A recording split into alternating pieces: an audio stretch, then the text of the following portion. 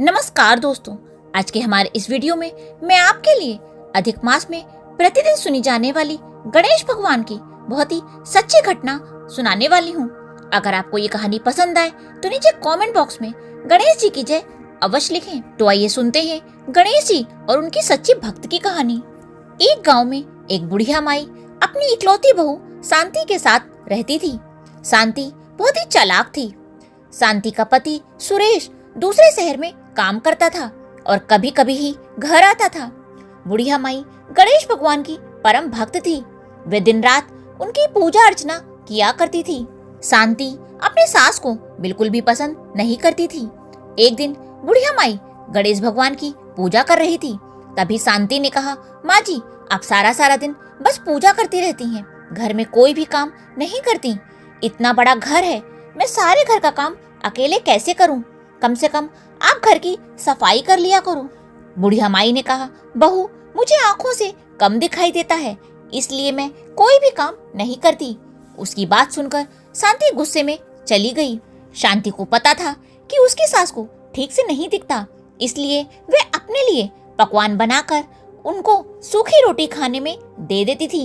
एक दिन बुढ़िया माई ने कहा, बहू, ये सूखी रोटी खाई नहीं जाती, इसके साथ थोड़ी सी दाल भी दे दे।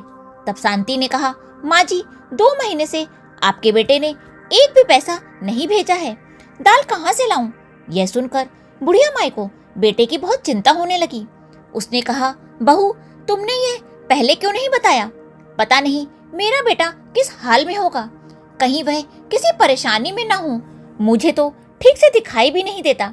ऐसा करो कि तुम दूसरे गांव जाकर पता लगाओ। शांति ने बहाना बनाते हुए कहा, मैं आपको और इस घर को अकेला छोड़कर कैसे जा सकती हूँ? अगर उन्हें पता चला तो वे मुझे भला बुरा सुनाएंगे। इसी तरह कुछ दिन और बीत गए। सुरेश हमेशा समय पर पैसे भेज देता था, लेकिन शांति बुढ़िया माई से कहती कि माँ जी, ना तो पैसा आया है और ना ही उनकी कोई खबर आई है। एक दिन शांति घर पर नहीं थी, तभी उनकी एक पड़ोसन आई। बुढ़िया माई को उदास देखकर पूछने लगी, क्या हुआ माँ जी, आप कुछ परेशान दिखाई दे रही हैं? बुढ़िया माई ने उसे सारी बात बताई। तब उस पड़ोसन ने कहा, माँ जी, आप रोज गणेश भगवान के नाम का 108 बार जाप किया करो और उन्हें गुड़ का भोग लगाया करो। अगर बिना नियम टूटे आपने ये कार्य 30 दिन तक कर लिया तो आपका बेटा घर आ जाएगा। बुढ़िया माई बोली, बेटी, मेरे पास तो कुछ भी नहीं है, मैं गुड़ कहाँ से लाऊंगी? तब पड़ोसन ने अपने घर से गुड़ की 2 ठेली बुढ़िया माई को लाकर दे दी। अगले ही दिन से बुढ़िया माई ने माला का जाप करना शुरू कर दिया। सुबह पूजा करने के बाद बुढ़िया माई माला लेकर बैठ जाती और गणेश भगवान के नाम का जाप करती। कुछ दिनों के बाद गणेश भगवान की कृपा से सुरेश का काम और बढ़ गया और अब वे पहले से भी ज्यादा पैसे भेजने लगा। लेकिन शांति बुढ़िया माई को कुछ भी नहीं बताती। बुढ़िया माई हर दिन गणेश जी का जाप करती रहती।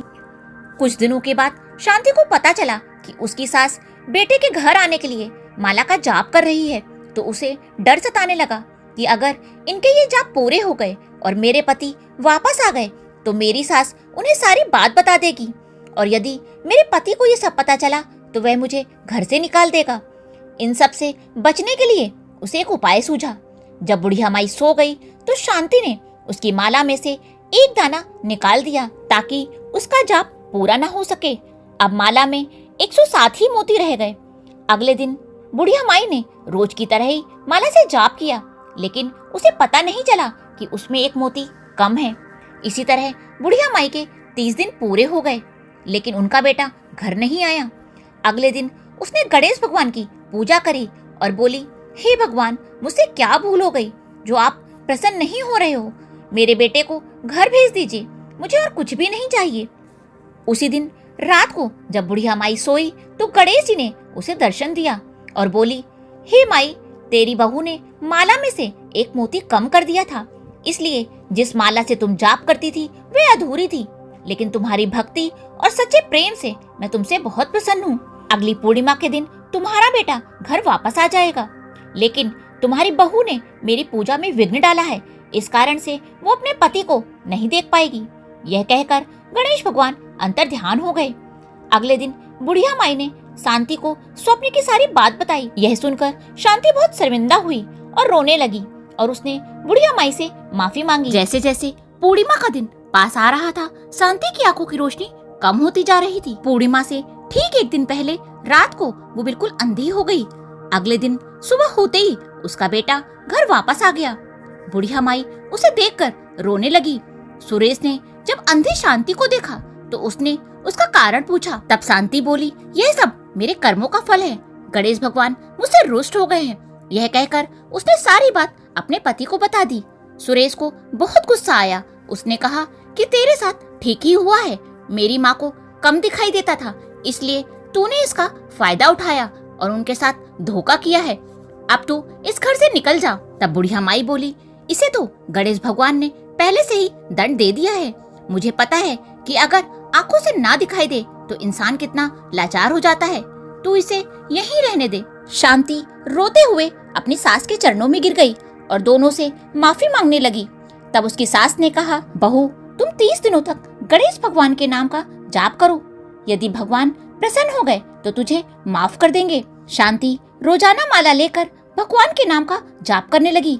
30 दिनों के बाद उसकी आंखों की रोशनी वापस आ गई। हे गणेश जी महाराज, जैसी कृपा आपने सास बहू पर करी वैसे ही अपने सभी भक्तों पर बनाए रखना। बोलो गणेश भगवान की जय।